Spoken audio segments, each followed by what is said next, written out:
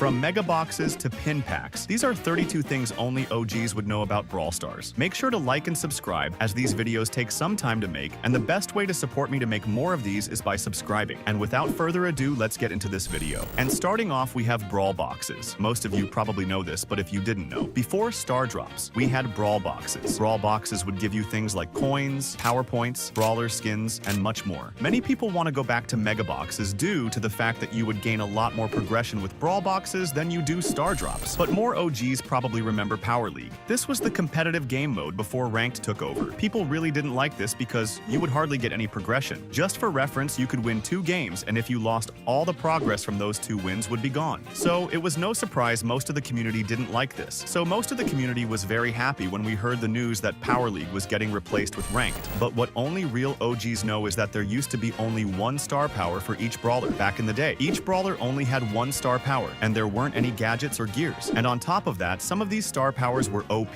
But thankfully, we now have gears, gadgets, and more star powers, which I think is way better. Next, we have the peak of Brawl Stars lore, 2020. If you remember the lore in 2020, you might remember the Project Laser minigame. This was actually a nod back to the original title of Brawl Stars, but basically, if you clicked 8-bit screen, you would be sent to a minigame, and if you completed it, you would get some Brawl Stars lore. This was a pretty cool Easter egg and nod to the original roots of Brawl Stars. But what can really show your OG status are any of the first 10 Brawl Pass skins. The reason why these skins are so OG is because before Season 11, all Brawl Pass skins were exclusive. So if you have any one of these, consider yourself lucky. And if you have Merchant Gale, then you can really say you're an OG. And if you're a real OG, you would remember 8-bit's second life star power and how OP it was. Back in 2020, 8-bit had a star power where he would respawn and have immunity. This was very overpowered and the devs tried nerfing this a bunch, but eventually, they just replaced this star power with plugged in, which sucks because this was one of the easiest ways to get a free rank 35 in Showdown. Another thing OGs know is the old Caveman Frank model, which looks similar to the Flintstones, which might explain the need for a remodel. This was changed in the Rumble Jungle update, and it fits. I personally like the new model better than the old one, so I'm not complaining about this remodel. This will definitely scare OGs, but one thing all OGs will remember is Rosa in 2019. This was the first version of the Edgay Apocalypse because Rosa was broken. She could chain her supers, making her unkillable, and did way too much damage. She still gives me nightmares to this day. And most OGs will remember the daily free Brawl box. This was changed when the game went global, but every day the game gave you a free Brawl box to help with progression. Something OGs might have experienced is Brawl Stars when it was vertical. If you didn't know, Brawl Stars used to actually be vertical instead of horizontal like it is now. This was extremely hard to play like, and is probably the reason they changed this. And something OGs laugh at is the old brawler models. Instead of Shelly, we have Shelber. Instead of Mortis, we have Mortis. These just look very funny. Luckily, these were changed because I don't know if I could play Mortis if he looked like this.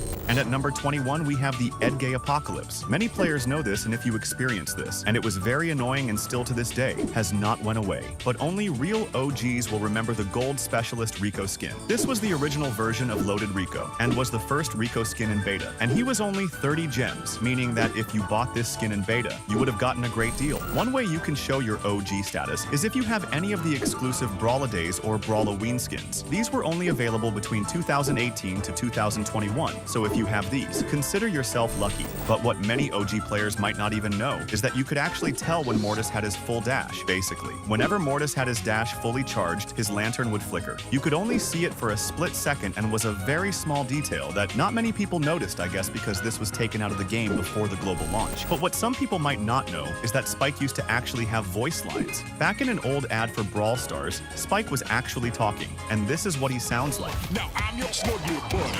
Yes, back is my name. If I'm on the attack or hugging you, I'll tell you all the same.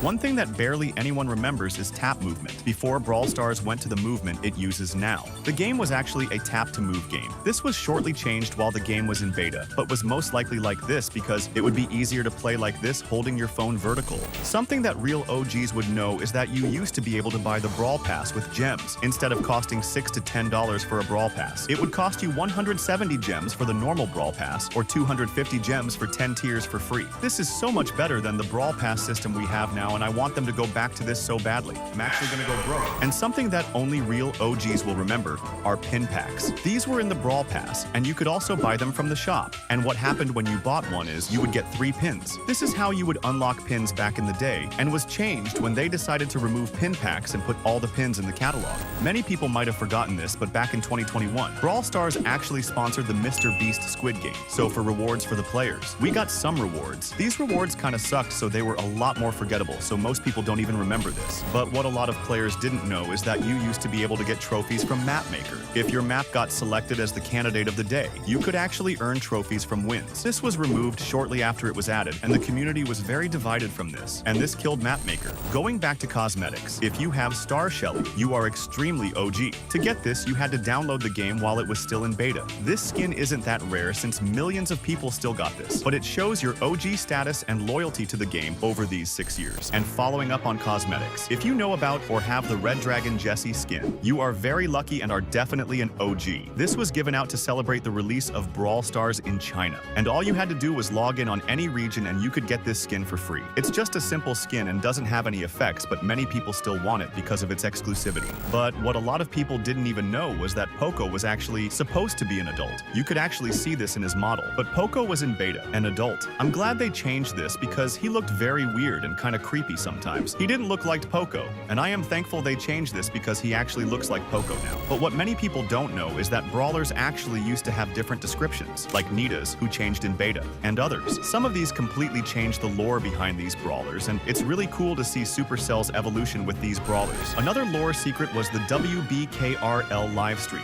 One day in 2020, a random unlisted livestream appeared called the WBKRL radio show. There was a ton of lore in this, and this went on for about a year. Now, if I went into detail about this livestream, we would be here all day, but if you want to see me talk about this, leave a comment. And next we have Chromas. Basically, any brawler you got from the Brawl Pass would be a chromatic rarity brawler. You could only unlock chromatic brawlers by buying the Brawl Pass or getting chroma credits. This was changed so that these brawlers would be Ether, Legendary, Mythic, or Epic. Only real OGs remember chromas. But something that many OGs might remember are experience. This was very useless and was replaced with mastery. Experience could be earned at the end of each match and would get you exclusive icons. With that being all it gave you, it's not hard to see why this was replaced. And in number 4, we have Hank's old mastery title. If you didn't know, when Hank was released, his old mastery title was Lil Tenant. This was changed to Prawn Ready. Many people are two-sided on this because some people want the old title back, while others like the new title. And at number 3, we have April Fool's skins. Skins like Danny Piper and Egg Pam. These are extremely funny and I wish these were in the game. At number 2, we have the Sinking Ship game mode. This was introduced in 2019 and hasn't been seen since. But basically, you were on a pirate ship and it would rock back and forth. And depending on what side of the shop you were on, you would go faster or slower. This is pretty cool and I wish this was released again. And finally, something only 0.01% of people remember are the animated brawler emojis. This was introduced in December 2018. Many people don't even know this existed because you had to be on an Apple phone and you could only text people these. And as you know, Brawl Stars players have no friends. This service was shut down almost immediately, so most people didn't even know this existed.